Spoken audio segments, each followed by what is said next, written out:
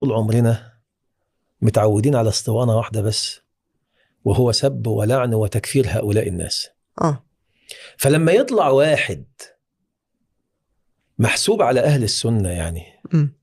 ويشكر الشيعة، وهو سب ولعن وتكفير هؤلاء الناس.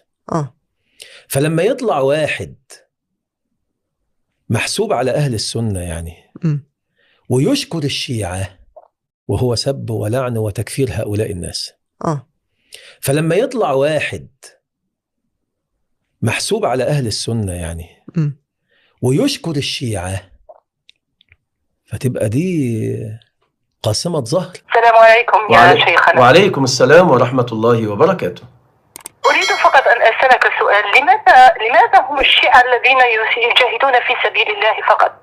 أين نحن السنة من الجهاد في سبيل الله؟ الله، ده سؤال سؤال يضرب البنيان كله في مقتل واحد. والله أحسنت. أنا أتساءل يا شيخنا، يقولون على حسن نصر الله أنه شيعي، ويقولون على أنصار الله في العراق أنهم